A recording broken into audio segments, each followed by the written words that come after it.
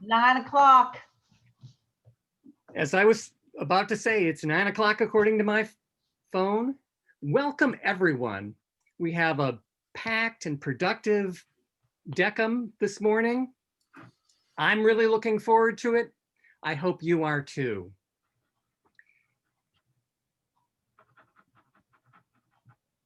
Happy New Year. Happy New Year. Happy New Year, yes. Here's what we've got.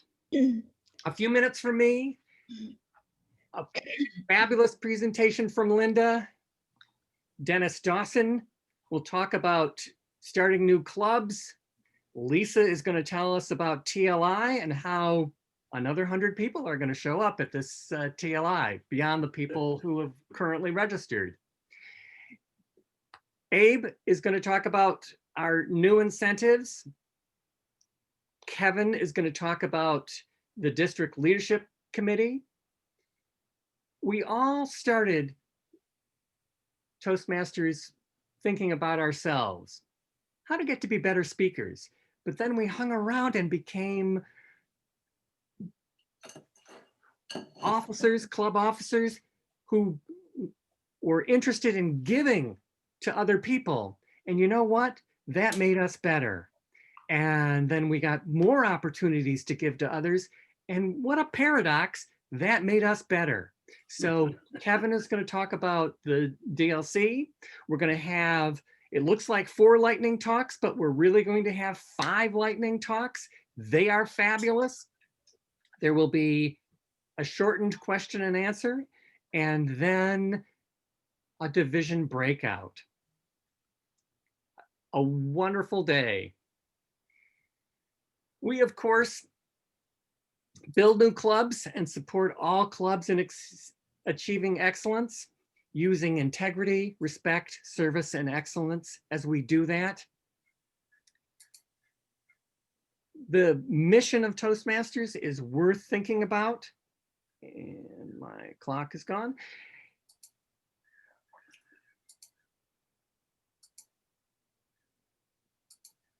Every DECM, we talk about phishing scams.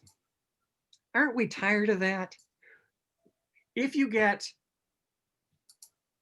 an email that says, best regards, Bet Bohlhofer, send me a $50 card, ignore that.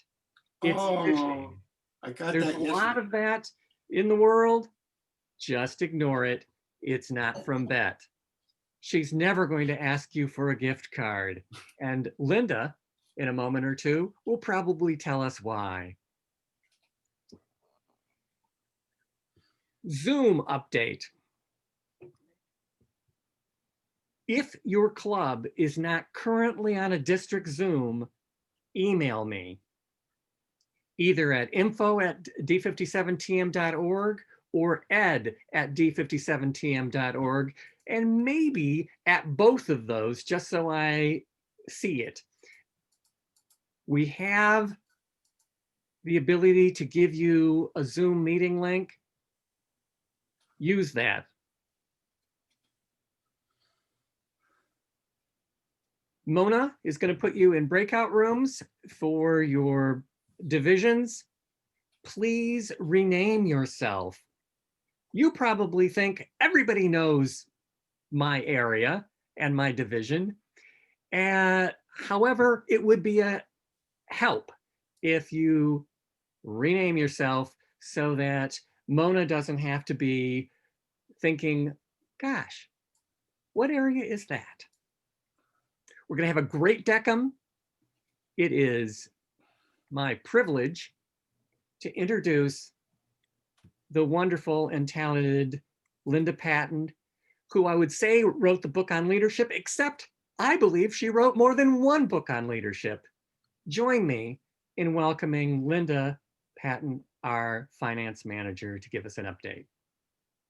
Thank you so very, very much. And Happy New Year to all of you. It is going to be a spectacular year. These are numbers from November. we're usually at least a full month behind because I don't get the district reserve statement until the 15th of the next month. So this is why you're getting November's details. The interesting thing is we were below budget as far as revenue was concerned, not by much. And considering how much we've done in previous months, this is not a bad thing. We also were up in our expenses. We had a great deal of administrative expenses. We caught up on some things in November. And so we were slightly under $700, but our budget also expected a loss. So we are in good shape overall. And Ed, if you take us to the year to date. Oh. Yes. No. Oh, sorry. I went a bridge too far.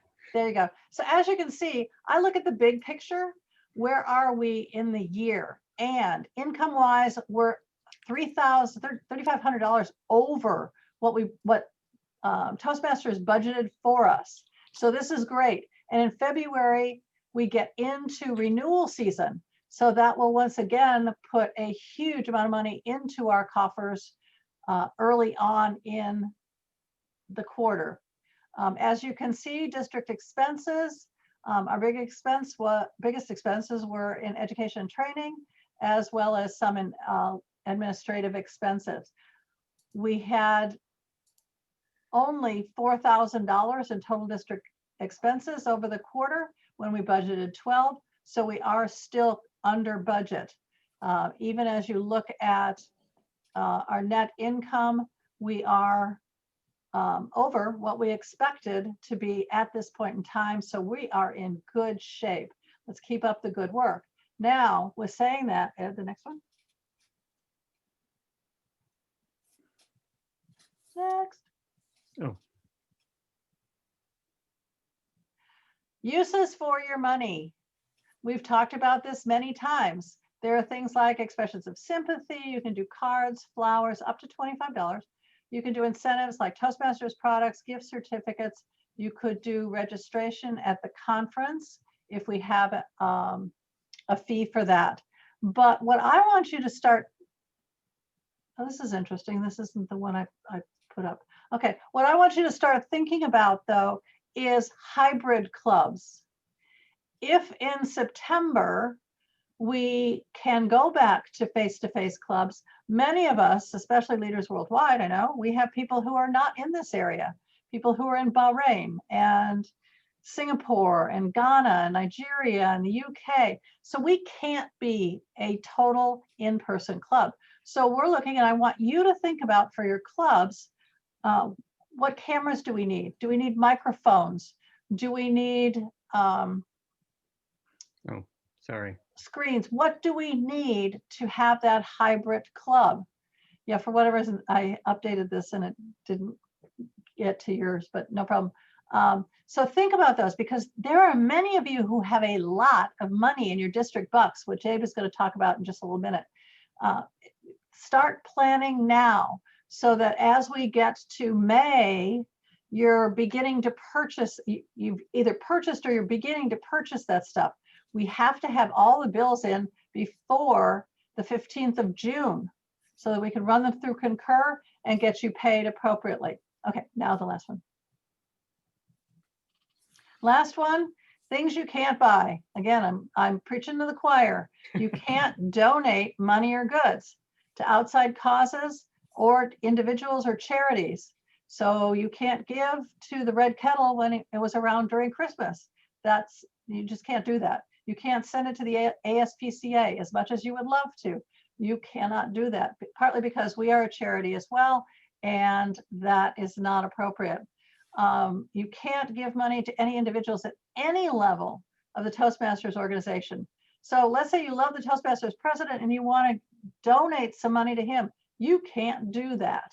You can't donate to people's campaigns. That is a no-no, okay? You can't pay speakers for any event. That includes our conference. We may pay their expenses, but we cannot pay them a stipend. And no alcohol. I'm really sorry about that because I would love a great bottle of single malt scotch if anybody would like to donate that. And last of all, my pet peeve and the thing I get a question on virtually every month is, can we buy gift cards? The answer is equivocally, no, we cannot buy gift cards unless they're Toastmasters gift cards. You can buy from Toastmasters, but not from Amazon, not from Walmart, not from Home Depot, not from Caskers, and that's also an alcohol, so it's a no-no for two reasons. So let's just take gift cards out of your vernacular and we will all have a great year. Back to you, Ed. Thank you very much. I probably should tell you where the trio are today. Just as we have the opportunity to go to TLI, they have the opportunity to go to training for their offices. And it happens twice a year, just like TLI. And that's where they are today. So I don't have the grace or smoothness of Bette Bohlhofer, but I'm standing in. I'm happy to do that. And speaking of a distinguished Toastmaster, someone who models giving back, I would like to introduce Dennis Dawson and welcome him to do his new club workshop. Dennis. Thank you. That was very smooth and graceful, Ed. And having been to the trio training at headquarters, you're all lucky that you get to be here for 2 hours because the trio training is 3 days, 8 hours a day, just sucking up the Toastmasters goodness. But it's a very necessary thing. And I have to say, it's something that sustained me over the past decade. So let's talk about new clubs. Do I say boop, Ed, to have you advance the slide? Okay, hold on a second. Or do you want me to show the slides? Why don't you show the slides? That would be so much better. Why don't I do that? I'm going to present. See, you're smooth. I'm just making this up as I go along. We like it. Let me share my screen here.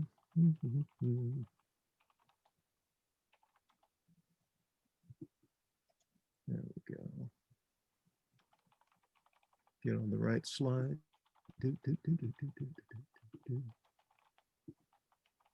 All right.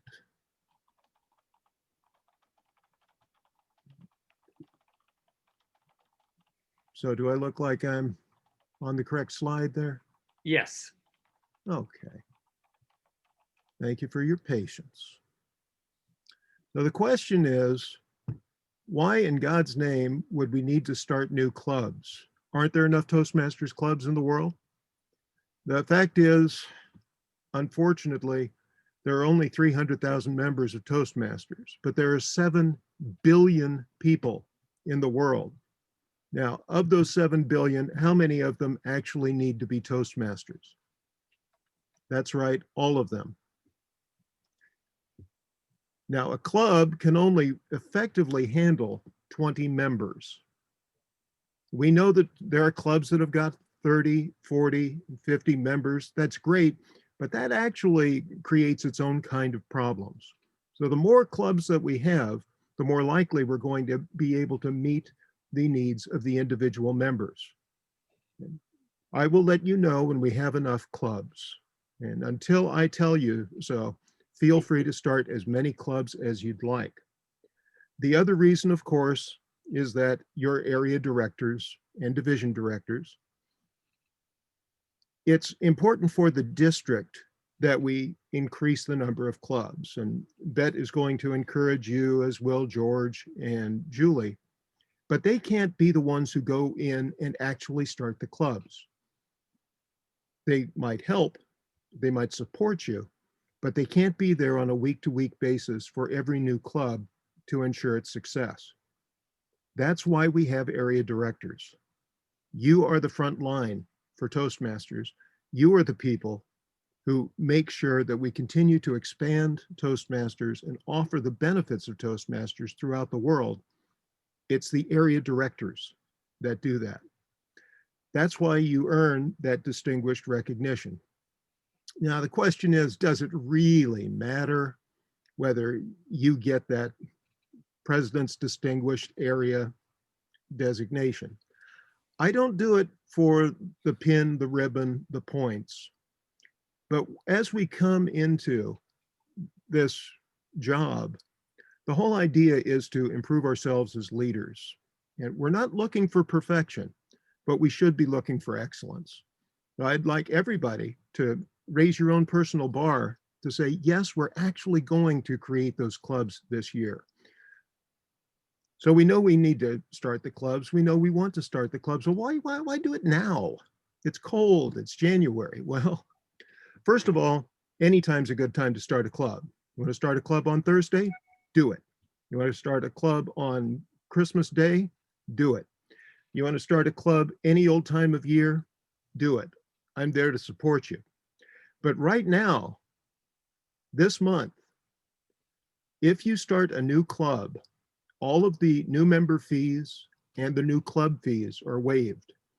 A new club of 20 members then is going to save over $500 off of that initiation fee. And that's only through the end of January. So we're making a big push to get those clubs started. It's a wonderful time during this COVID crisis, believe it or not, to start clubs. Because as I say here, proximity is no longer an issue. If you find somebody who wants to join your club in Switzerland, in Mexico, in New Zealand, you can sign them up and they can participate just like anyone else. I definitely have an international member in every one of my clubs now.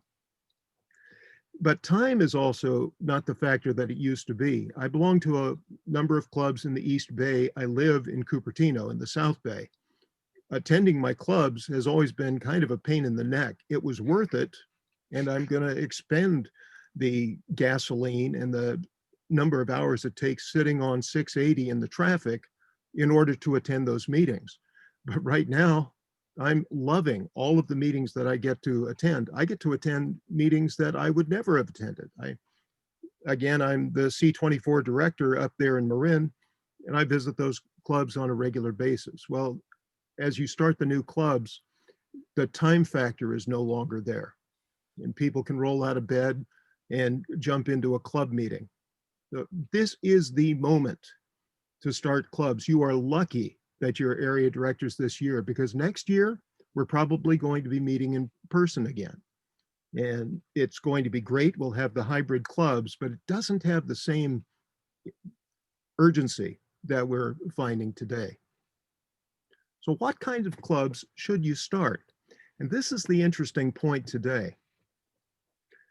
Right now, it's not a great time to start a traditional community club.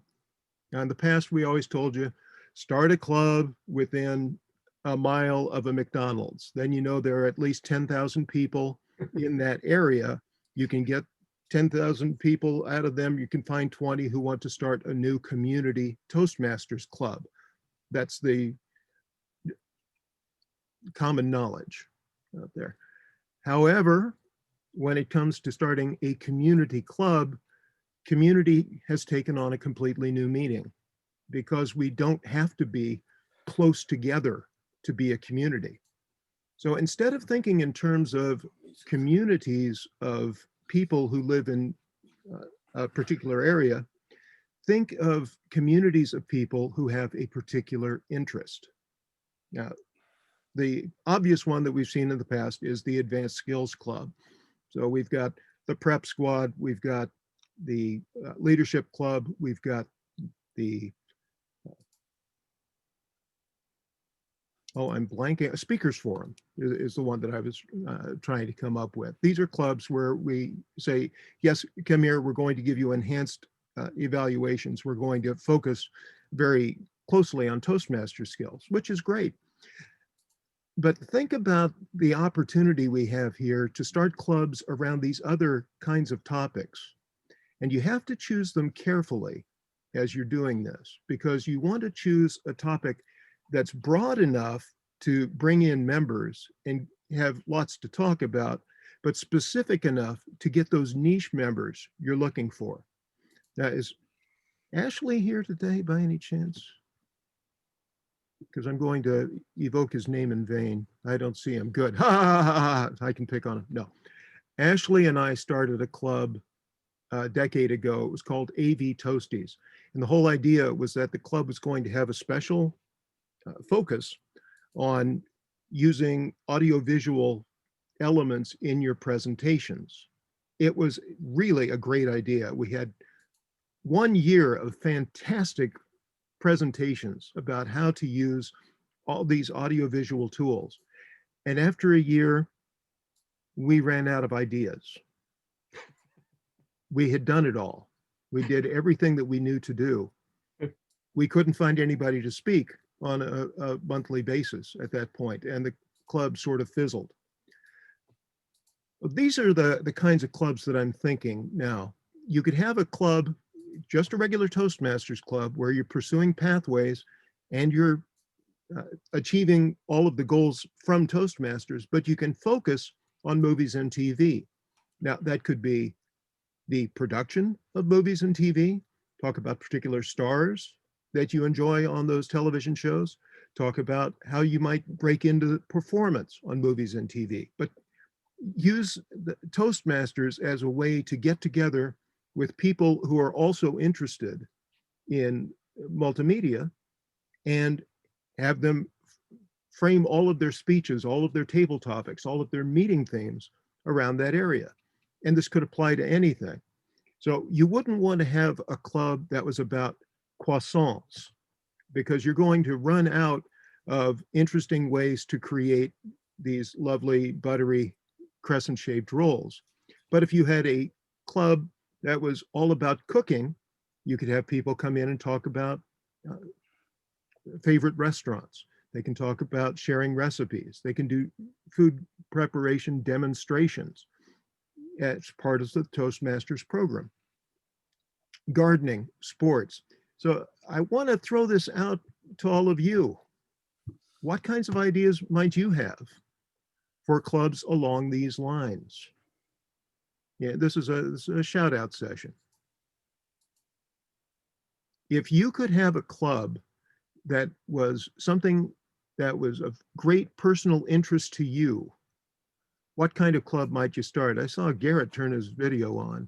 Yeah, I'm curious. This was in my head as you were speaking. Have there been like any like high school alumni clubs ever formed in Toastmasters? Like everyone who went to a high school? That's a ridiculous idea, Garrett. Why would anybody do that? I hadn't even thought of that. That's perfect. You see what he's done? Immediately he's thinking, I know of a community, and it's not a traditional community. And look at that. It's a dispersed community around the world who would love to get together. Mm-hmm. Brilliant. Brilliant. Because you know what? I actually have a group that I used to make television shows with. This is 25 years ago. We did the cable access television. And because of COVID, somebody said, hey, you know, wouldn't it be fun to have a reunion of these people who used to make cable shows together? Yeah, it'd be fun. We've been meeting every week since March. Okay. Just a bunch of friends who used to make television shows together 25 years ago. If you were to open it up to a high school in general, alumni of, in my case, Cupertino High School, you've got thousands of people out there, and it's easy to reach them because you can find them on Facebook, can't you, Garrett? Yeah, that is a brilliant idea. And as of now, I thought of it. So thank you, Garrett, for reminding me of that. You know, I hadn't even gone there. That's brilliant. High school reunion. Did anybody here complete high school? Oh, okay. Yes. So those of you who have finished high school might consider that, especially if you completed high school in another country. Wouldn't that be great? Mm-hmm. Who else has an idea to shout out? But it's got to be better than Garrett's. I just have a question. I'm Subhash Kale, by the way. Garrett has wrote me in for the new E4 area director position for filling in because person earlier had dropped out. And I'm thinking about two ideas. One is high school, a lot of us went, I'm from Hyderabad, India originally, so we went to high school there. So there are not many of us here in this country, but from college, there are a lot of people. So, we meet in fact, I just had a meeting before I joined this meeting. We call it virtual reunion every on a monthly basis. So can that be a Toastmasters club? And second idea is about, I'm very much into religion and philosophy. So can there be a club or is that a no issue? Oh, okay. So the question is, because it's about philosophy, would that be allowed? Yeah, religion and philosophy is in that heading. Is it Andisha Toastmasters that we've had for years that is primarily a spiritual Toastmasters club? It's Yes, It- yes. it's not really Yes. like it was. We were holding our meeting in masjid, in a mosque, but it wasn't spiritual or religious. Well, It's but open every to everyone. every month they follow the teachings of that month, that their whole meetings were geared around the teachings of each month. So I think there was certainly an element of the spiritual. Yes, and Isn't there the that's what. metaphysical speakers in Berkeley? Yes. So yes, I was just searching for the examples of these things that already existed pre-COVID. Yeah, So- in Berkeley. Yeah. Yeah, so definitely. And here's one thing I always like to emphasize here in Toastmasters. Let's remember the prohibited speech topics in Toastmasters. Does anybody know which topics are prohibited in Toastmasters? I do. Politics. I think politics are, but I have a question about that actually. Okay, so here's the answer to the question. The answer is there are no prohibited topics in Toastmasters. Oh, If that's you go good. to the Toastmasters website, they will say it is perfectly all right to talk about politics, to talk about religion, to talk about sex and gender issues and anything in the world. However, we're Toastmasters. We talk about these things with respect. We talk about them in a way that is inclusive to all members of the group and doesn't make anyone feel left out, doesn't make anyone feel uncomfortable, except uncomfortable in the right way, where we take people, especially since this organization, when I joined, was still a bunch of old guys with white beards getting together. Yeah, I'm a dying breed, and that's a good thing in Toastmasters. So there's a lot of people who need awakening still in Toastmasters. That kind of discomfort is perfectly all right. But there are no limits on the topics you can have. And so if you wanted to start a Toastmasters club with the idea that it was going to be around a particular philosophy, around a particular religion, for example, there's a Catholic Toastmasters club down in San Jose. They get together and they talk about spiritual issues. EB Praise Masters, again, is a Toastmasters club that is welcoming to all, but happens to have a lot of religious content in the speeches that they give. Perfectly fine. And I'd like to, great resource. I'm interested in possibly starting one for discussing universal basic income, because a lot of people who are interested in it aren't savvy at speaking effectively on it. And that sounds like that.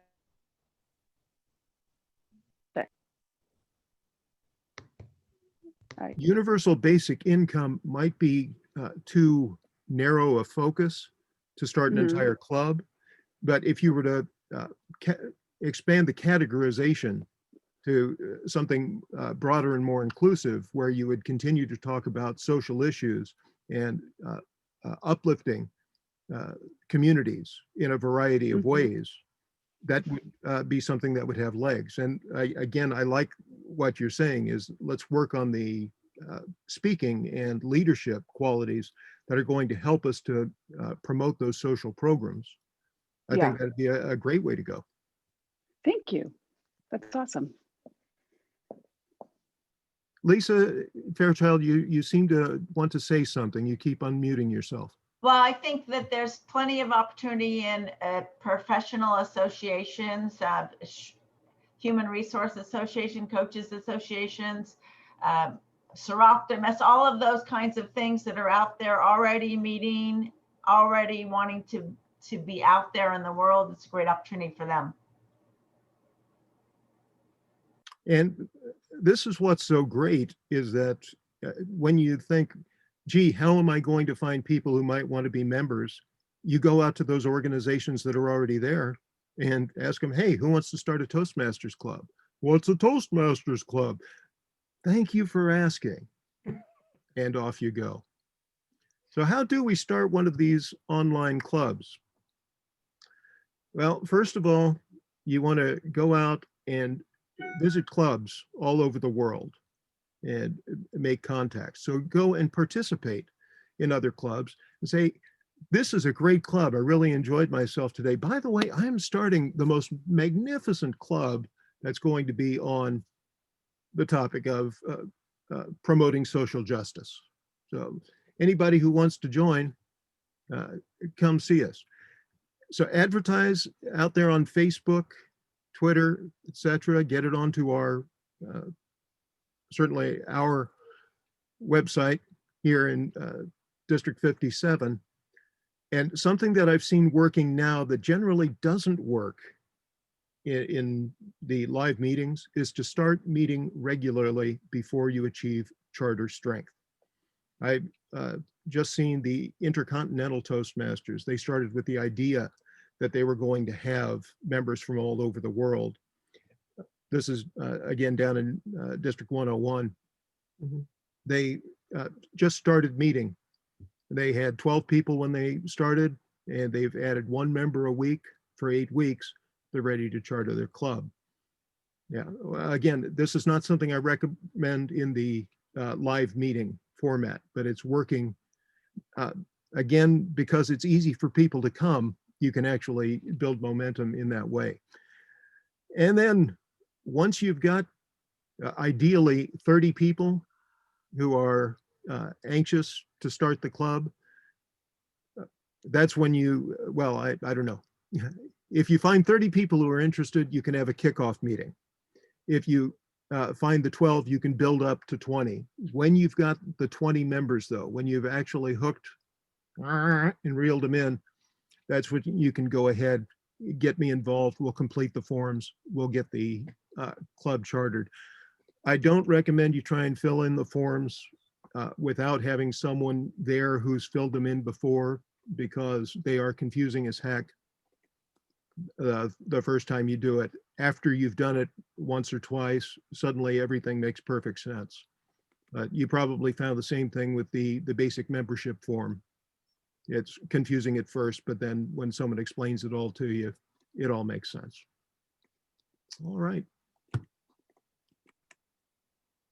Any questions beyond that? I know I've been given 30 minutes, but there's no reason I have to use all of them. Dennis, I have a question specific to any specific guidelines or in direction in terms of approaching corporate clubs. Corporate clubs are particularly easy to start on the one hand.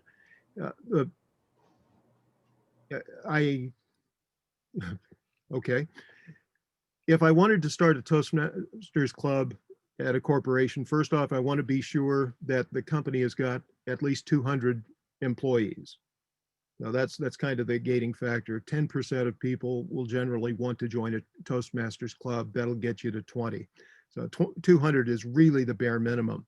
It used to be, we would say 200 working in one particular location for a company. So it might have 1,000 employees, but if they're in 10 different locations, you're only going to have 100 people in each office on average, and you won't be able to start a Toastmasters club in any of them. Now, of course, it's going to be hybrid meetings now and forever. So as long as there are 200 people in the company at all, you're able to start a Toastmasters club fairly easily. Once again, use the social media within the company. At Autodesk, it was Slack, and I was able to generate a lot of momentum, a lot of interest before we even had the first demo meeting. Just by talking about Toastmasters on Slack, it happened to already have a Slack channel about Toastmasters when I joined. They just didn't have a Toastmasters club yet at that point. Go to your HR, be very careful with the human resources department. You don't want to get into a position where you're asking their permission to start a Toastmasters club. You don't need permission to start a Toastmasters club. Now, if you want them to pay the dues for your members, or you want them to support you financially, that's when you have to get HR involved. I strongly discourage corporate clubs from paying the dues of their members. And there are two reasons for this, two reasons it doesn't work well. One is that when you pay the dues for somebody, they are not, they don't have no skin in the game. They're not personally invested in the,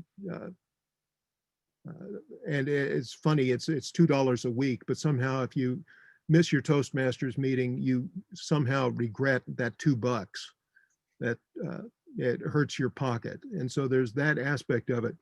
But the other side of it, and this is a problem I'm dealing with at Autodesk right now, people for whom they've worked with their manager and the manager says, yes, I'll pay your Toastmasters dues. When they have a choice between delivering on a work commitment or going to Toastmasters that day, since their manager is paying for their Toastmasters dues, they think it's disloyal of them to go to Toastmasters, a fun extra thing, instead of getting that bit of work done. And it really is difficult to get them to turn that around in their head. Their manager is paying for their Toastmasters dues so that they show the benefits of Toastmasters. And at the end of the year, the manager is actually going to say, hey, you've been in Toastmasters for a year. Why am I not seeing you step up more in meetings? Why are you not more confident when you go to give a speech at a conference? This is what I thought you were working on. And so getting people into the correct mindset, which is, this is one of those quadrant 2 things of Stephen Covey's. It's something that is not urgent, but very important. And Toastmasters falls into that category. It is a way of professional development that is very inexpensive for the company, but very effective, but only if people participate on a week-to-week basis. So there is a huge opportunity to sell this to corporations, and they should be 100% in support, but have them support by buying the gavel and the podium, the banner, and providing refreshments and all of the other accoutrements, everything except the Toastmasters dues. Dennis, Yeah. the chat function has given you a question. I know you're presenting, so you don't have a chance to read the chat, but someone asked, where do they find charter documents and the like? And who should they call in District 57 if they're interested in starting a club? So Who should they call in District 57? The one person you should immediately reach out to is the club extension chair. And who is that idiot? Oh, that would be tmdennisdawson@gmail.com. And you can reach out to anyone in the trio. You can reach out to Julie Garrett, who's the club growth director, but I'm the club extension chair. So it is specifically my role to help people start new clubs. And where you find the forms is up on the Toastmasters website.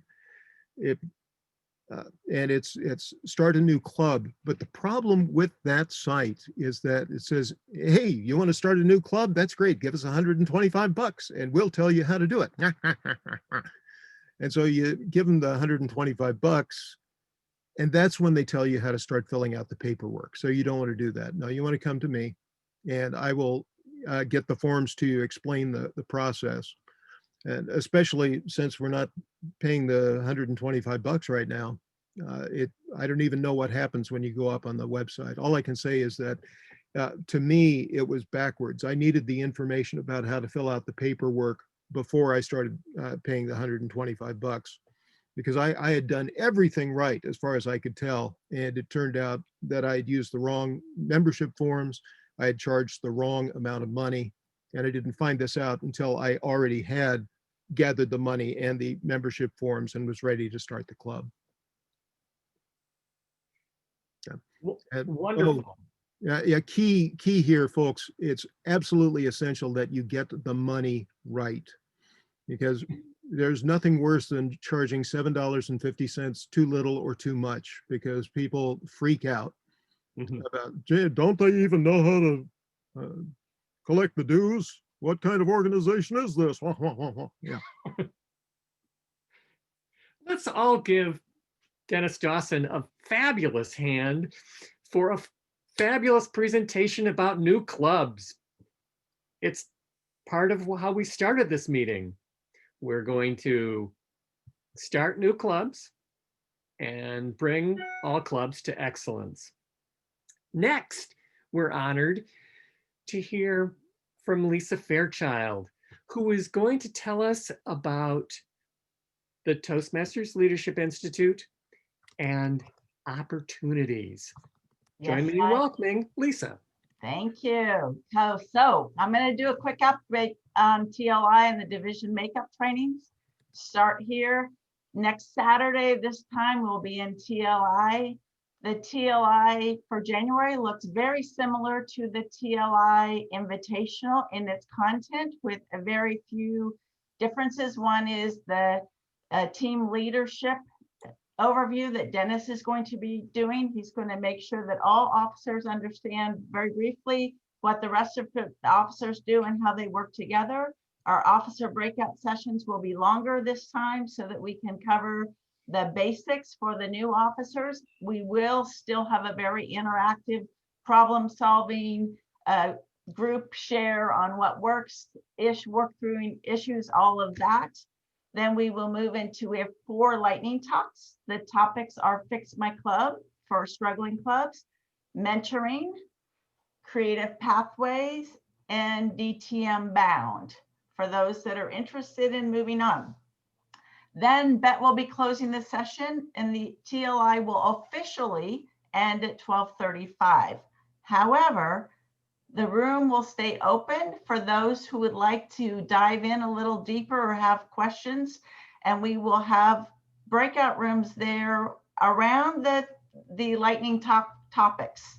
So those again will be Fix My Club, mentoring, pathways, and DTM bound. We also will likely have one that allows people who may be interested in either moving up in district office or moving into district offices have their questions answered there as well. Oops. What we need, we have a few needs still. I still need 4 to 5 timers, and also the Q&A session at the end that is the optional session. We're looking to staff those rooms. And what I mean by that is we're looking for 3 to 5, 6 subject matter experts in all of these areas that can be there and be available to resource the questions. So if you are interested in participating and you have those skills, and all of you do, please email me. Division makeup trainings, this is not new information. We have 3 of them coming up, 1 in January and 2 in February. The agenda for those has been set.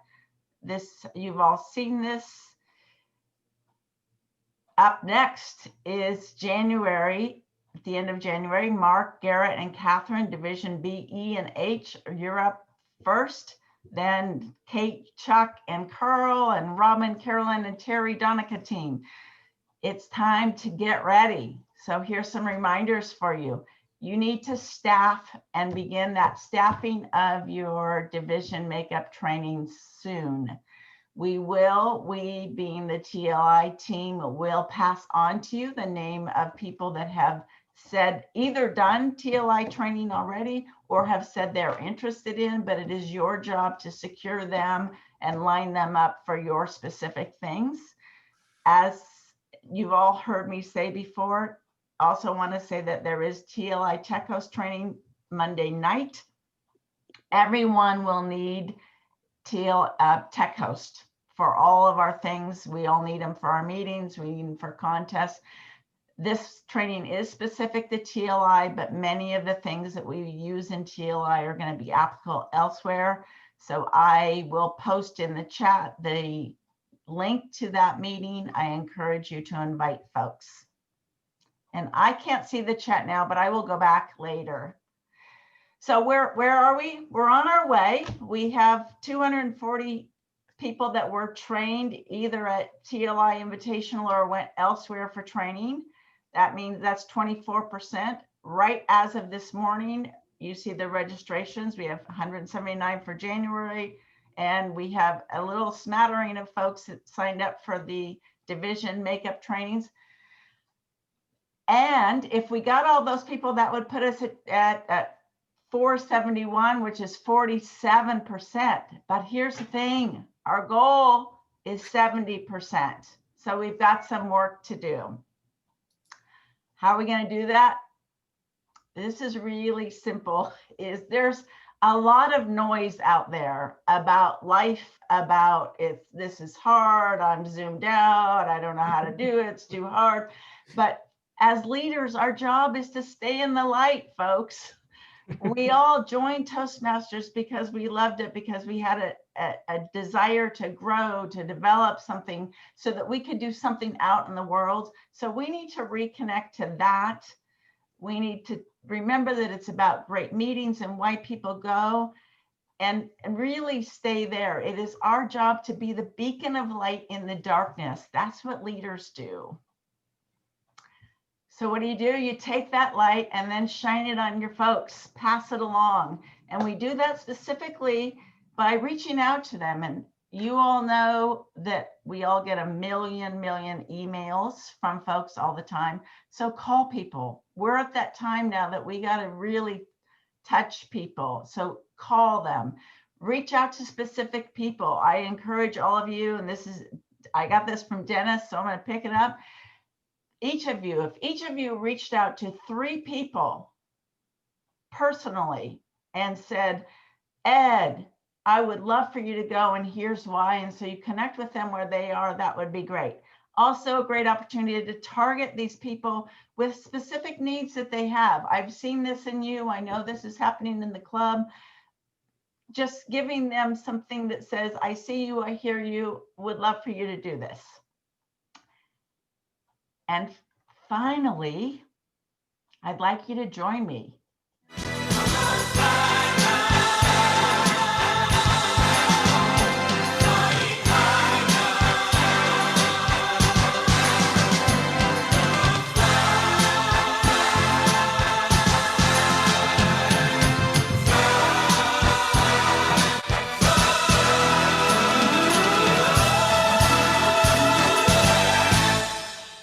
We can do this, folks. Thank you, Lisa. Let's give Lisa a big hand. Next on our agenda, Abe will tell us about some new incentives. Incentives are important. Join me in welcoming Abe Masliak. Abe, you're on. Thank you. I'm still dancing. What happened to the music, Lisa? All right. Well, I'm very excited to tell you about new incentives that we're rolling out. And we have 14 new incentives that is starting right away. 7 of them is for individuals, and then another 7 is for clubs. First of all, for individual incentives, you area directors have the opportunity to get some awards. For the first 10 area directors who enter all their reports, and I think Bet will be managing that, you will win either a mug, notebook, or other swag. I've been looking up what swag means, but I can't figure that out. So it could be anything. It could be good. Next, oops, sorry. Another area director incentive is if all of your club officers get trained by February 28th, you will get a t-shirt. Look at that. Find your voice. Make a difference. I don't know what happened to that person's head, but that scares me a little bit, but you'll just get the t-shirt. I'm doing too much with my buttons here. All right. Okay. Next. More individual incentives. There's a lot here, but let me just go through it. So club members who provide a new club lead that turns into a chartered club, right, Dawson or Dennis? By March 1st gets a t-shirt, and I'm assuming it's the same t-shirt that you just saw. Also, club members who are assigned to be a club coach or ambassador gets a mug, notebook, or other swag. Club members who refer someone who joins a District 57 club will receive a award like a mug, notebook, or other swag. In addition, people who are club ambassadors that increase their DCP of at least 2 points for each assigned club by June will also get a mug, notebook, or other swag, plus a certificate. Also, if you achieve an increase in DCP more than 2 points for each assigned club by June 20th, June 2021, will get a mug, notebook, and other swag, plus a plaque. So, club ambassadors or become club ambassadors. Let's get going. Now we're moving on to club incentives. Each club that has a total of 8 or more levels achieved by April 15 gets 20, that's 10 and 10, 20 district bucks. Also, each club that by May 15th has double the levels completed this year will get another 20 district bucks. Moments of Truth incentive. You get a meeting agenda set up for your moment of truth between January 1st and April 15th, another 20 district bucks. So you can make a lot of money for your club. More and more district bucks coming your way. The first 20 clubs to get 8 paid members will get 10 district bucks. Then, if you get 20 paid members, you get another 20 district bucks. If you get distinguished before April 15th and you weren't distinguished last year, the club gets 20 district bucks. So finally, we had an incentive last year up to this year of you can have up to 4 open houses and get 50 district bucks each. Now we've extended it through the end of the fiscal year to 2 additional open houses that you can have before the end of June, and you will get 50 district bucks each. Thank you for listening, and get started and making your incentives work for you and your clubs. Thank you, Ed. Thank you, Abe. And where might we find what the club ambassador role? Oh, I'm glad you asked, Ed. It is on the District 57 website, and you will see all the descriptions about ambassadors there. Thank you very much. I'm sure people are going to be excited to go there to d57tm.org. Our next speaker is Kevin Markle. I don't see Kevin Markle. There he is. Hello. Excellent. Kevin. Oh, beard and mustache. Very important topic. Join me in welcoming past District Director Kevin Markle, Distinguished Toastmaster, to tell us about the District Leadership Committee. Very important. Thank you, Ed, and thank you, team. Really excited to talk to you and give you an update on where the District Leadership Committee stands, right? What are we busy focusing on? What are we busy doing? Let me throw this up here. There we go.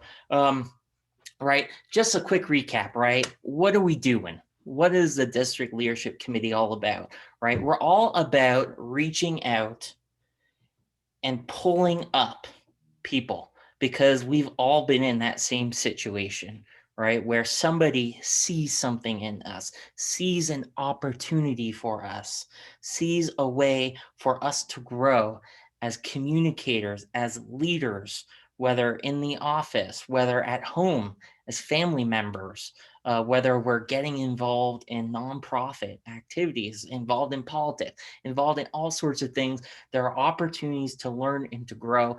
We've all been pulled up as people, as members, as club officers, and it's incumbent on us to do the same, to reach out and to pull other people up into district leadership opportunities to learn and to grow. We're looking to pull people into division director roles. We've got one division director candidate already. We're looking to have at least 2 candidates for club growth director. We have 1 candidate already. And we, of course, have a candidate for program quality director and district director. So a little more work coming up from our team to get another candidate or 2 for club growth, as well as candidates for division directors. We also have a plethora of other roles that are filled by appointments. 35 area directors, finance manager, public relations, and oh, so many chairs. There are lots of roles that we need to fill. We're focused first and foremost on these elected roles on the left, but we are certainly keeping an eye out for candidates for all sorts of roles for the year ahead.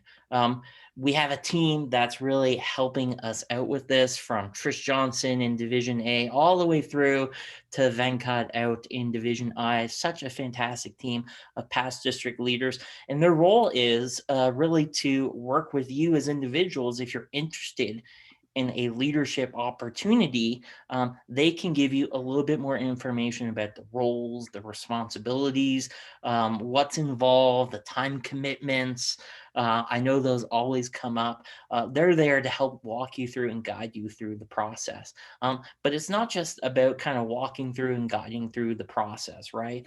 So if you are interested, you can email me, right? And I will get you in touch with the right individual. There's some paperwork to fill out, and we do have a deadline for nominations, right? So we want to try to get all of these roles filled, nominations for all of these roles by February 7th, a little over a month away.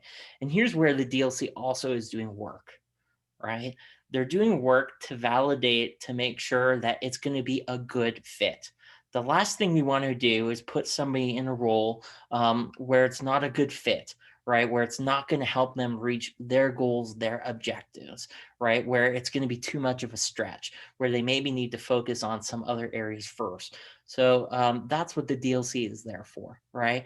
To help share more information about the roles, answer your questions, and make sure it's going to be a great fit for you and for what you're trying to learn and accomplish. All that, of course, culminates in a report on March 6th and the March 6th DECM on who the nominations for all these candidates are. That's a recap, quick recap, very briefly on really what the District Leadership Committee is doing and where we're at. We've have candidates for some roles. We're still definitely looking to fill other division director candidates. And I'll tell you, we have candidates for area directors as well. And chairs also play a role to find their successors in the year ahead. So keep an eye out, work with our team members. We're going to fill some roles. I want to, if you have questions, right? If you want to learn more about district leadership, if you want to learn more about the process, about the roles, if you want to fill in some paperwork, post your question in chat or send it privately to me. I'll be happy to get that information to you. But I really wanted to take a moment, right, to just talk briefly, like, why leadership, why now, right? Because, you know, you're working with all of your clubs. You're working across the district. I mean, you're seeing what's going on in the world around us with COVID and politics and so many struggles with the economy and people losing jobs and trying to get back involved and engaged. Why leadership? Why now? I think this is a great time to get involved in leadership, right? Now, you might be thinking, well, right now we're leading through crisis. Look at everything that's happening. Is crises a good time to be joining? Absolutely. I remember thinking back 9 months ago in March, right? We were keeping an eye on the health county authorities and what they were saying. In mid-March, we got shut down. All of our clubs had to go to online meetings. Our contests had to go online. Our DECMs moved online. It was a crisis, but I learned so much. It's easy to, you know, when times are good and the economy's booming and clubs are booming and the district is booming and people are learning so much, it's easy to lead. It's easy. But how much are you really learning and taking away when things are easy? I always find that when you're challenged, when you have to think outside the box and think differently and really how you're moving forwards is when you really learn a lot. And what I learned is when you're going through crises, you need to communicate clearly and decisively and be transparent with people. And I wouldn't have had that opportunity if I didn't get involved in district leadership. And that's something that I use all the time, right? Because there's always going to be things that come up, right, in all of our lives.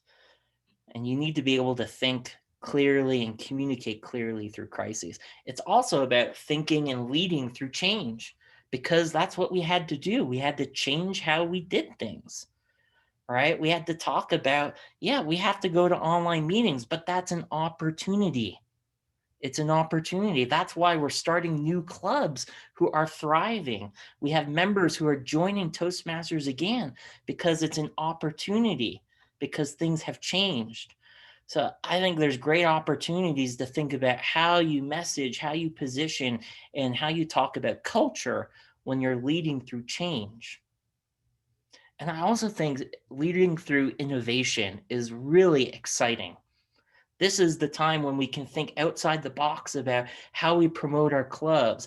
We can think outside the box about how we want to lead our district, how club meetings online are actually fun and exciting.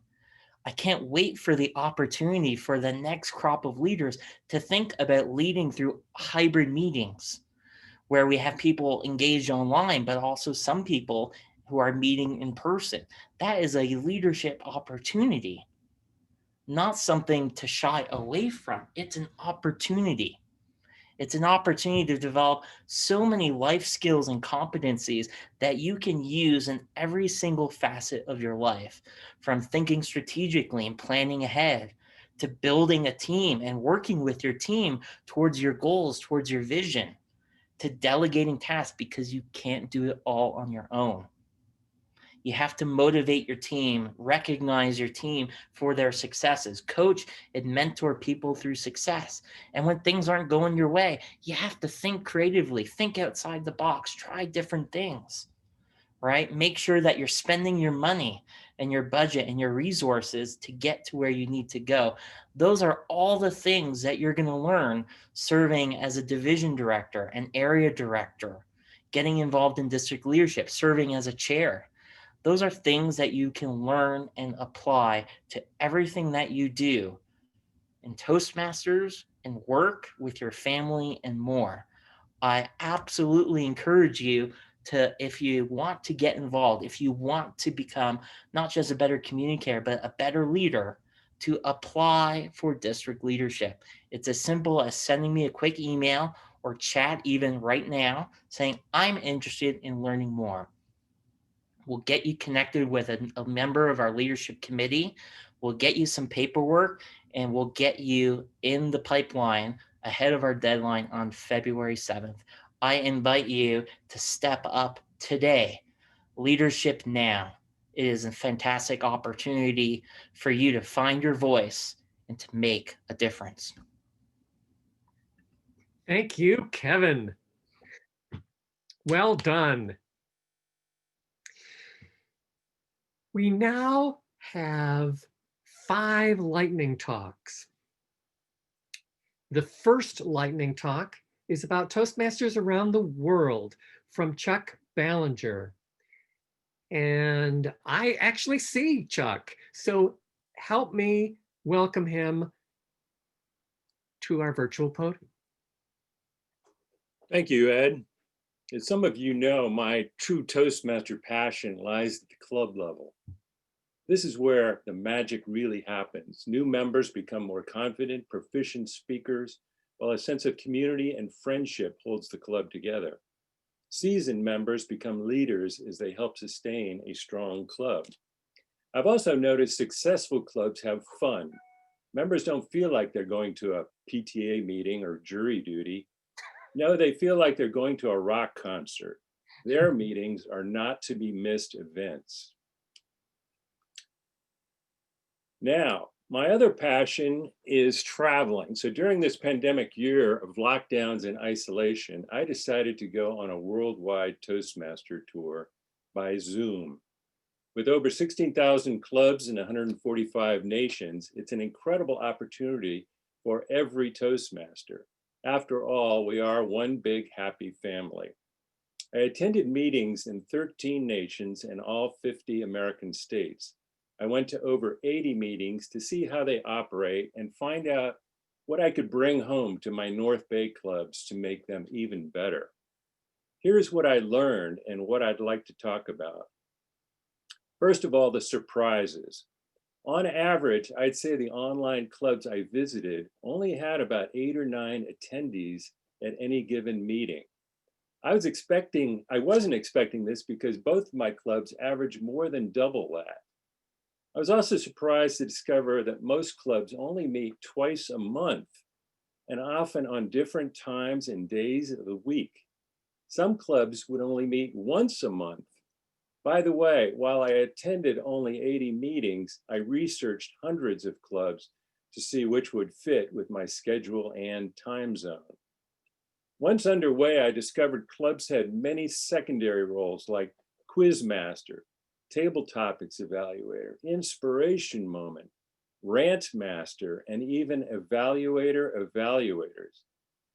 Some clubs would open with a lightning round question for everyone to answer in 1 or 2 sentences. In Scotland, they asked, what did you learn about yourself this past week? Members got engaged right away and they learned something about their fellow members. I witnessed joint meetings between South Africa and England, Hong Kong and Arizona. I discovered European meetings often have people from multiple countries attending, and they speak English as their common language. And then there were the bilingual meetings, mostly in English, but fascinating for travel-deprived Americans like me. My first hybrid meeting was in Italy, and I learned what worked and what didn't work.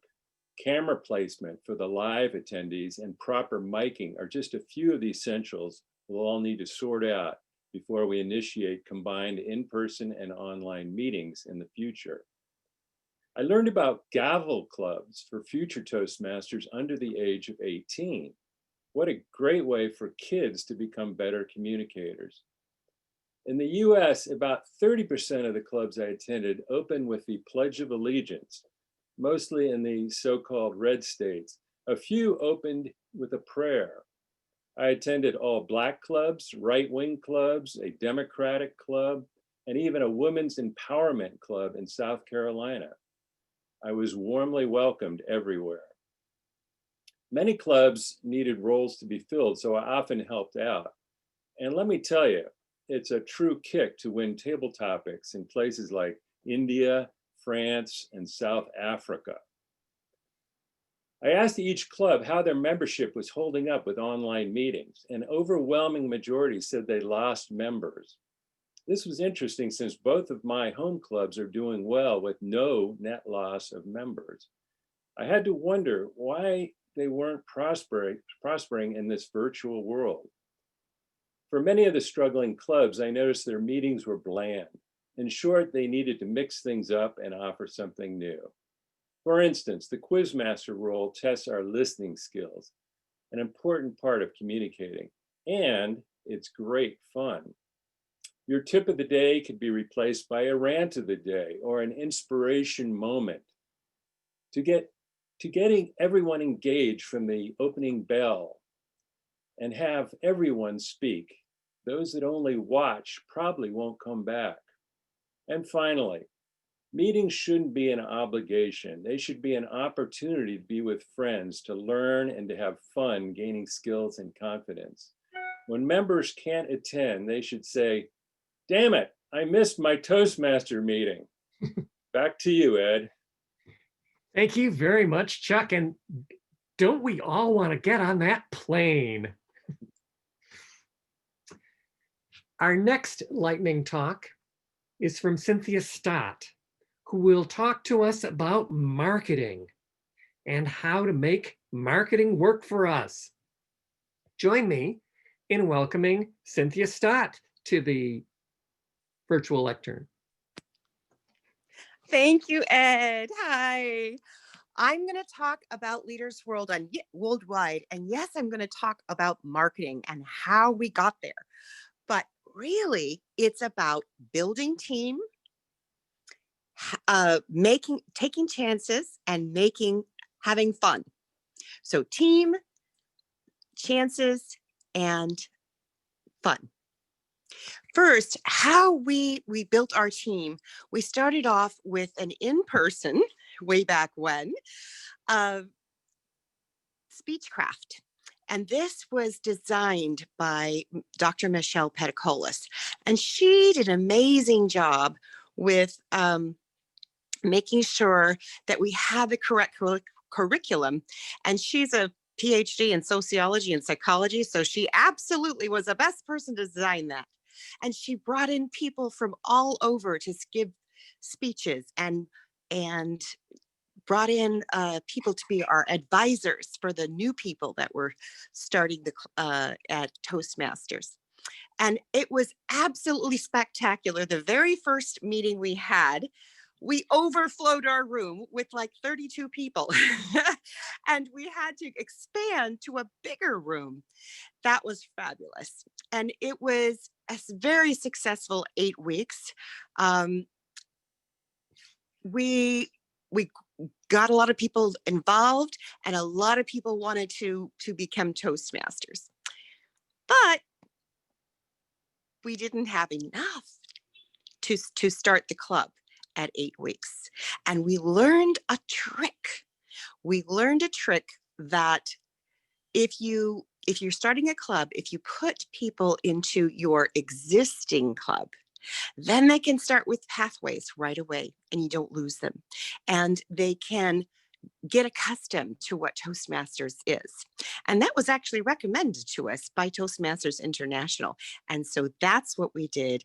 And that's what made it successful, because they started with heart to heart and then they chartered with Leaders Worldwide, and we ended up with 53 charter members. So exciting. I think that's probably one of the biggest chartering clubs we've had in our district. But it was all based on team. And team is also important because we reached out globally and we started building our team through the speechcraft that Linda Patton did starting in June 2019. That was spectacular. We had people from all over the world: Ghana, Barbados, Nigeria, Bahrain. I didn't even know Bahrain existed before Leaders Worldwide. And now I have 2 very good friends that call me Madam President from Bahrain. And It's amazing. So we got them involved right away. And we also had a vision for bringing in people from around the world. And we switched from calling it Oakland Leaders, which was, now it seems very small vision. We were meeting at Oakland City Hall, and that was great. But we switched to Leaders Worldwide, and that opened it up. Second one, take risks. Very, very important. Take risks and make mistakes. We started a Zoom email list. Linda Patton, with her trusty technical skills, got us up and running on Zoom, collecting emails, and we reached through that 350 people, more than that, from 24 countries and 14 US states. That's how we took risks. And you know what? One of the risks is Zoom bombers. Well, we had 18 Zoom bombers, or a Zoom bot, I'm not sure which it was, and attacked us the last 20 minutes of our presentation. And again, Linda Patton, former major in the US Army, she squatted them like bugs, and she created a waiting room and got rid of them within 3 minutes. She's phenomenal. She was switched into combat mode. So now we're being a little more careful. We've got a Zoom that's has a waiting list already, and we're going to be more cautious about who we let in, but we're not hiding. We're not letting them win. Many clubs protect themselves from Zoom bombers by protecting themselves from new people. That's not the way to go. If I know one club that you have to email their VPPR, and then they will email you back the Zoom list, the Zoom link, and that's just not acceptable for us. We want to be worldwide. So we're reaching out even to the United Kingdom has a Zoom Academy, and we're reaching out to them for their experts in protecting us against Zoom bombers. Some of the other risks we took were in marketing. I know George Marshall's really wanted me to share what we did for marketing. Well, we had a meetup list, a meetup account for Leaders Worldwide Speechcraft, and then for Leaders Worldwide, we had a Facebook page and events for Leaders Worldwide, and for the Speechcraft. So we started it with the Speechcraft, and we continued it with Leaders Worldwide, the club. Then we used my 4,000 Facebook friends. I have over 30,000 followers worldwide in over 140 countries. And so we used my personal Facebook to advertise our beautiful video flyers that were made by Emmanuel Ujuwini in Nigeria. Oh, they're just gorgeous. If you haven't seen them, you've got to. And then we have Taufik Kader, who's from Bahrain, making our open house flyers and getting excitement for that. Plus, he made a globe with flags from all over the world. It's gorgeous. And I think that's actually what attracted our Zoom bombers, because shortly after we put that globe picture up and advertised that we had 24 countries from 14 states, then we got our Zoom bombers. But you know, that's the risk you have to take. That's the risk you have to take. Well, the last thing is fun. Gotta have fun. And this actually came from Diane Ployce. She suggested that we have fun. And Michelle said, well, we can do chocolates. We can toss some chocolates at the in-person meeting for Speechcraft. But then when we went virtual, we went, what are we going to do? We can't toss some chocolates. And we said we would do virtual chocolates. And that has been the biggest draw. In fact, when we did a 20-minute election meeting, the complaint came in, We didn't have any virtual chocolates. They were disappointed. Well, I think I'm out of time. I have 10 minutes instead of 5, but am I at? You're good, Cynthia. You have Oh. 1 more minute. 1 minute, yeah. 1 minute. Okay. So Leaders Worldwide on Monday, we are going, and this is one of the things that we did. We brought in the big guns, and we have Margaret Page, who is going to be the president in July of Toastmasters International, installing our new officers and congratulating our chartered members and our new members since chartering. So come visit us at Leaders Worldwide on Monday at 11 a.m. Thank you. Thank you, Cynthia. As a former Speechcraft chair, I can say that Speechcraft changes lives. What a wonderful tool. Our next lightning speaker is Director Tong Lin, who is the D3 director, and she's going to talk about the moments of truth. It's been a wonderful meeting, and help me welcome Tong. Thank you, Ed. Good morning, everyone. At the beginning of Toastmasters year, our clubs need to complete a mini success plan, which includes a date for a Moments of Truth.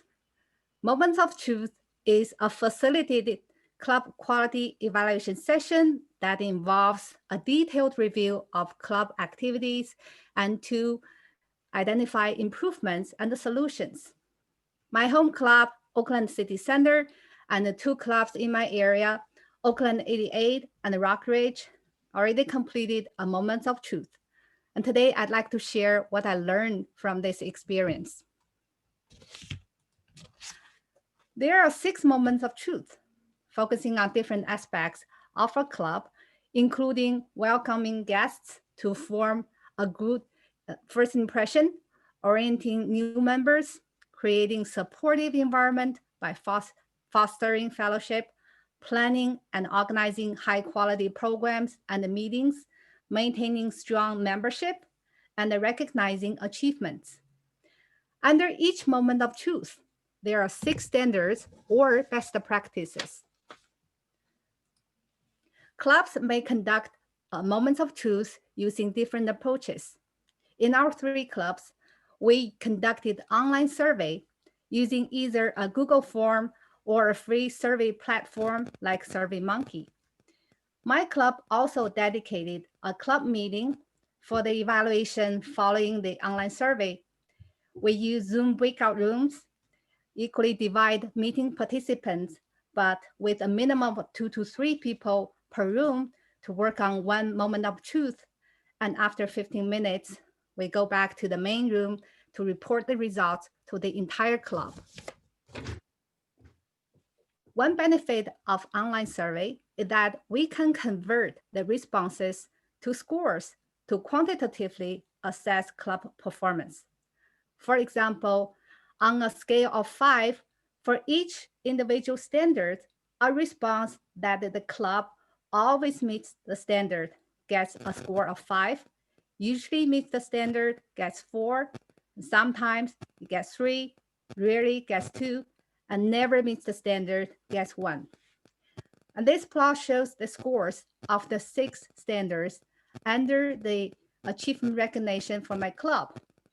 We got the lowest score in displaying member progress, 1.3, and the recognizing achievements with ceremony, 2.4. And the average of these 6 scores, 3.1, is the score for this moment of truth.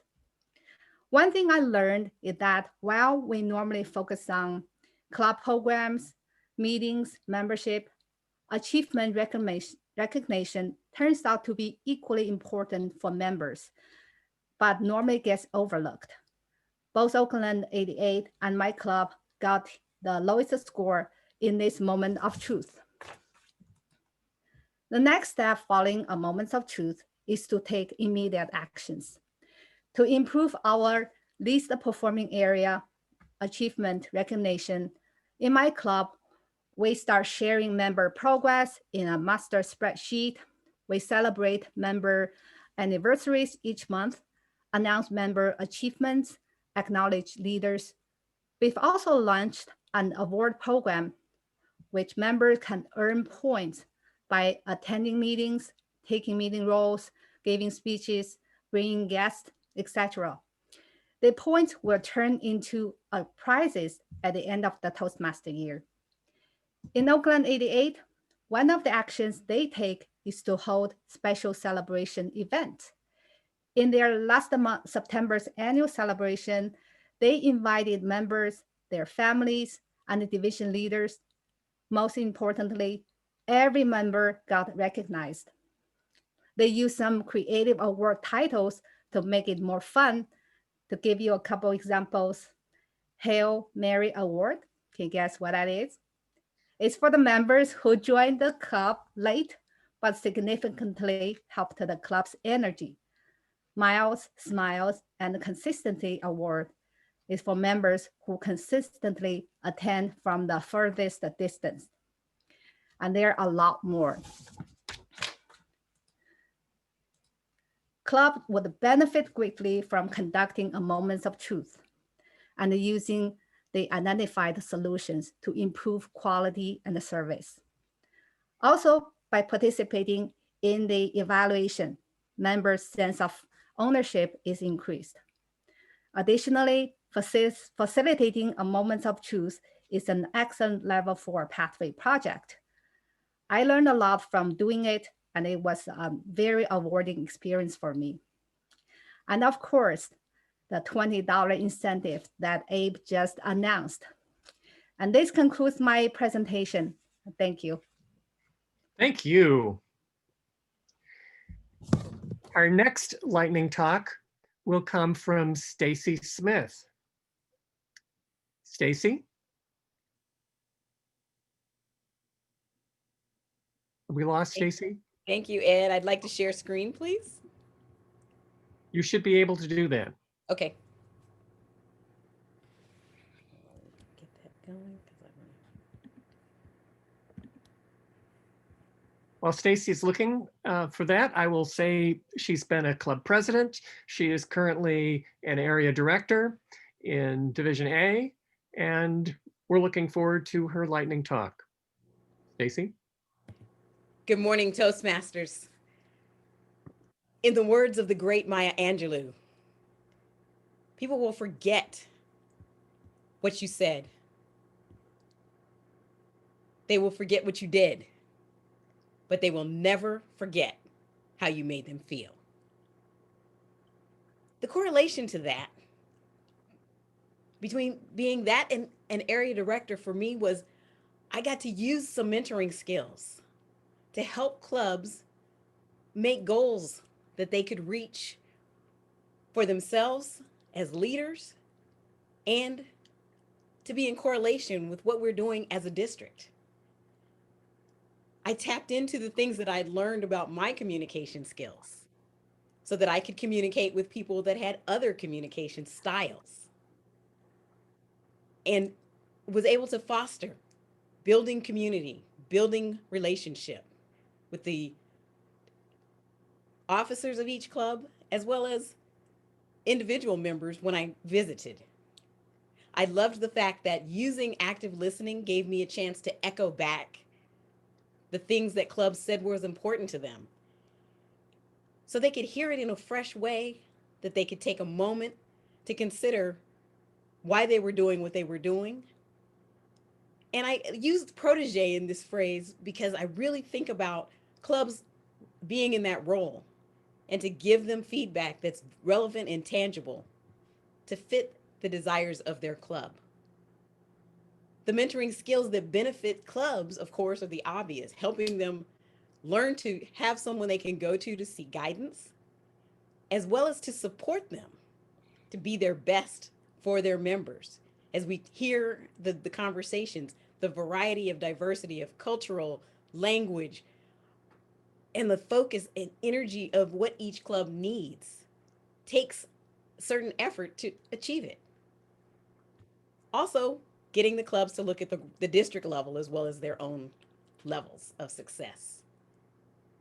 I think it's imperative that as area directors, we train clubs to see themselves as proteges in this relationship so that they can come to the table in our new relationship that we establish when we become area directors for them, that they might not have met us before, that they show up with a willingness and an attitude to learn, to adapt some of their thinking, because clubs have been around for years. They have a culture.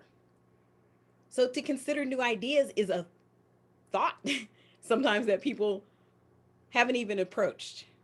To being open to receive feedback that is valid and relevant and specific, as well as honoring that feedback should also honor the good things they're doing. We want clubs to be prepared to reach out to us and ask for guidance so that they can learn from us. The thing I found very interesting as I was looking into this, the skills that club coaches use are the same skills we've already used as area directors. And expanding our skills. I think fine-tuning our ability to speak and be facilitators and fine-tune those diplomacy skills and those moments of truth conversations. If you have them with an area director, there's some tense moments. Hearing that you're not doing well in alignment with what the district is asking you is a painful thing to hear sometimes. I love that the big picture is that this invests in the future of all the Toastmasters organization, not just the personal growth of the coach, of the leaders of that club, but also for the members, because as the clubs fit the needs of the members better, they're going to want to show up. They're going to jump out of bed at 7 in the morning like I do to do Toastmasters before work because of what the club does to meet the needs that I have. My big question to you, fellow Toastmasters, is will you use your skills? I have clubs that have been around for 50 or 60 years, and I had to search high and low to find club coaches. We have the skills, we've used them already as area directors. I challenge you and ask you to consider being club coaches when you finish your role as area directors, in addition to the other things that are being offered at the district level. Our district needs club coaches so people can feel good about what we've done in their presence when they forget everything else. Back to you, Ed. It's important to unmute yourself. Thank you, Stacy. Well done. Our final lightning talk is from Venkat Raman. Venkat's a very important person in the district. Let's see what he's got to say this morning. Venkat. Thank you, Ed. Can you see the slides? Yes. Okay. District newsletter editor. A very rewarding experience. And I can say that with conviction because I am one. Today, I would like to say a few words about how I got into that situation. And let me see, it's not advancing. Okay. How I got here and what has happened so far and where we are headed. So you have an idea as to what the program is like. How I got here. It was back in December 2018 when I got a phone call when I was in a restaurant eating some lunch or dinner. At the other end of the line was Beth Ballhofer. She wanted to find out if I would take on being a district newsletter editor and kickstart the program. If you know Beth, I had no real choice. And I rearranged all my affairs and took up the opportunity, and the rest is history. I started in January of 2019, and I have never looked back. No regrets whatsoever. And what has happened so far? We have had 23 monthly issues. We started in February 19, and we have been continuously issuing the newsletter since. And the usual expectations of what the newsletter would contain is what I've been working on. Regular coverage of district events, messages from the district leadership, and frequent coverage of district programs, club incentives and member incentives, everything that relates to the working of the district.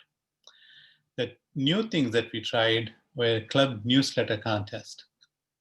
In 2020, in March to May, there was a pilot program that we ran, and it was so successful that I decided to establish it as an ongoing thing in 2021. We are in progress. It's still happening today. And of course, last but not the least, member articles. Any district member can submit an article of their choice and have it be featured in the district newsletter, as long as the topic is appropriate. How has it fared? Reasonable engagement. People are reading it and benefiting from it. And this is what makes me happier. Excitement for the club newsletter contest. I have been seeing that recently, and I want to share with you a specific message that I have received very recently. And it goes, this contest has really stimulated our members and officers to get excited to join in the fun. And the next one is the real clincher. I've already received several offers for articles next month. If you have never written articles for any publication, you may not realize that it's a big deal. It's a high barrier thing. And if you have several offers for articles, it's a great thing. And the district club newsletter contest spurring that activity. And throughout the 2 years that I have been running it, I've been getting unsolicited notes of appreciation from readers. This is because they like what they see in some issue, either an item or the newsletter itself, something that makes them happy. And I was really touched by the message that I received a couple of months ago. I look forward to the newsletters every time. It helps me stay in touch with my California district and so many friends. Clearly, this is from a District 57 friend who used to be here and who is no longer in the district. And he's keeping in touch with all the members of the district, Jim Coley. And we are able to make a difference in many lives, including Jim's. At this point, I have a few asks. That is, if you have anything that's happening, I have heard so many innovative ideas today in the DECM, you have to share them with the membership and let everybody think about them by submitting your ideas to the newsletter. That's the basic ask I ask of anybody in the leadership, and you can spread the word and in your areas and whatever clubs, spread the word. And where we are headed, this is very quick. We have a smooth production process. We see this going on indefinitely as long as somebody is willing to do it. Excuse me. Club newsletter contest, V2, it's going on. It needs to complete by the end of the Toastmaster year. And I'm expecting that more content will be coming through because more and more people are going to become aware of the newsletter. So it's good for business. And I don't even know what else we may be doing. It will be further evolution. At this point, I have a bigger ask of you. I need you. When I say that, I don't really mean exactly you if you don't have the time for it, but I need you to think of helping me in finding somebody else if you think of somebody suitable for the following things. Club newsletter contest is only successful if there are judges. So I have a few, but I need to have more. And this is the biggest task. I think I can use some help in actually doing editing of the newsletter. So additional district newsletter editor, one would be good. More than one is fine. So if you can think of spending a little bit of your time to help me with editing, then that will be really good for the district actually. Why should you consider it? You know our motto this year, find your voice and make a difference. Finding your voice through the district newsletter editor position is actually very easy because you get contributions from many, many different people, and your voice will get established by composing everything together and presenting it to the district and make a difference. Is there any doubt we are making a difference? So if you're interested, contact news@d57tm.org. Thank you. Back to you, Ed. Thank you very much, Venkat. We had 4 minutes set aside for questions and answers to the lightning talk participants. That would be Chuck and Cynthia and Tong and Stacy and Venkat. I would suggest that you send your questions and get your answers via email, because it is 10:41, a wonderful time for division director planning and breakouts. Mona, are you ready to send people to the breakout rooms? I need you to make me a host. Oh, I thought you were. Okay, sorry. It's all good. There we go. Awesome. There are lots of things that are happening, club contests, then area contests, and many things that you can talk about in your division breakouts. I'm sure you're all looking forward to that.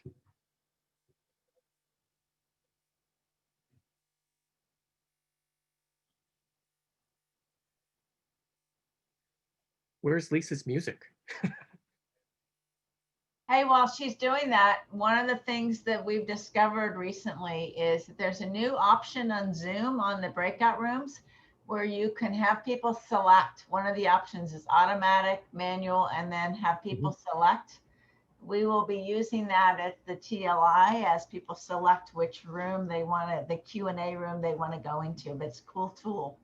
Reason to come to TLI Tech Host training if you don't know these things. Very cool. And Zoom has new versions, it seems constantly. They're improving it all the time.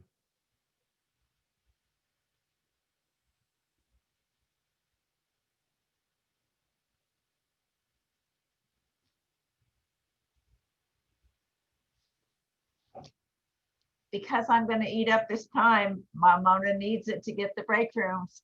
Again, I still need some timers and again, staffing of those rooms. So if you are a subject matter expert in struggling clubs or pathways or mentoring, and you're all DTM bound, here you are.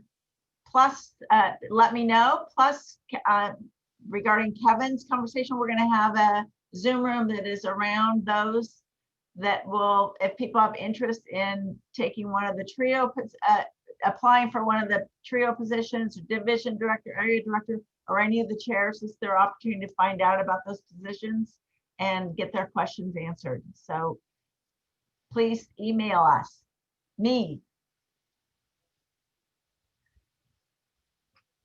And look at the chat. You can see our lightning talk participants have put their emails in the chat, so you can send your questions to them. Thanks, Garrett.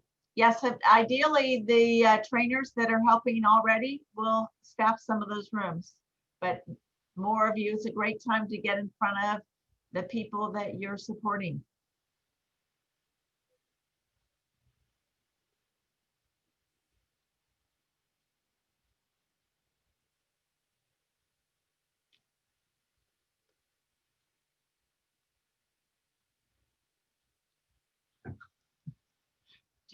Should I put my music back on? Sure, why not? Okay. Hold on.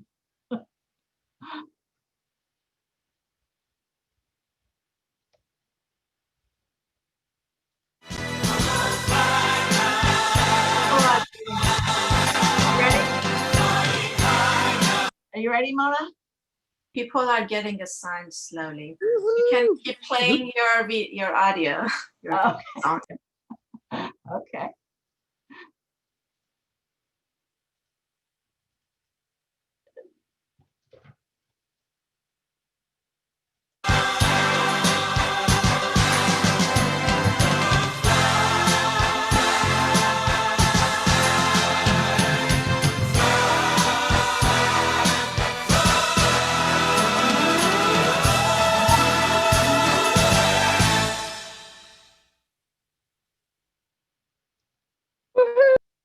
That's how we should all feel about contests, about our meetings, about TOI, about all these things, because look at all the things that have happened because of what we're doing and what we've done in TOI in Toastmasters.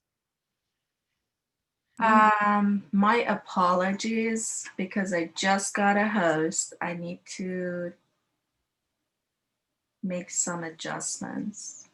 So it probably asks you in 20 seconds to get back in here and reassign. Get back to your music, Lisa. Oh, How about if there's any questions, we can put them in the chat yeah. and answer them.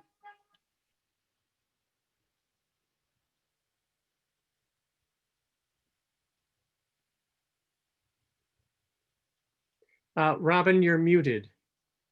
Yeah, why are you putting us back in the main? Yeah, what happened? Why did you close it? Meeting. We need to go back to the breakouts. She needs time to put the breakouts together. Okay, all right, thanks. What are we doing in the breakout rooms? Talking about contests? Yes, it should do. I haven't been sent to a breakout room yet. None of us have. I have. Okay. I have. I'm in and they good just brought me company back. then. Yeah, I they got pull us Excel back. briefly. Division A was in the breakout room, but we got sent back. So It'll who's take the a few lovely more woman with minutes. the blue hair that I see right there? Robin? Robin? Robin? Oh, Mine you is, and me, oh, we're it's blue, it's sisters. gray. It's Timmy. blue. Oh, it looks blue. Is it not? Wow, it's blue. I Yes. didn't dye it. I didn't dye it. Oh, I did. It's blue. I thought we were sisters. But maybe we are still anyway. Okay, it looks like everyone's There we go. going. Okay.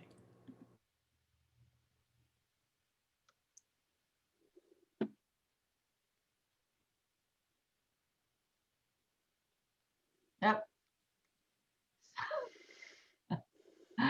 We stalled.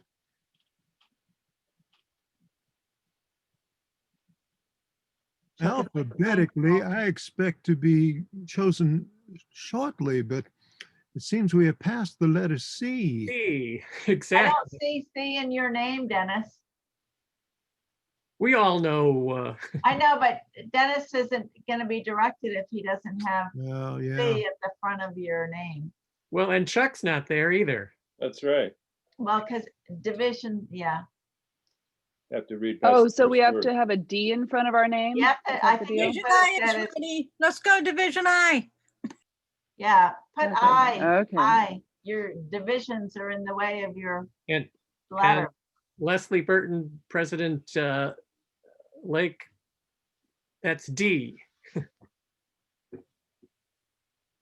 Lakeview is D. There you go. Okay, so people going. Out Division C. Hope to see you in a minute, Dennis. Yeah. I got assigned to the wrong room. I got assigned to the E room instead of the I room. Instead of a couple of other people in my division. It's gonna take her a moment to having. You will be assigned there. Yes. Mona, would you do me a favor and pause the recording? I'll pause the recording. Oh, thanks.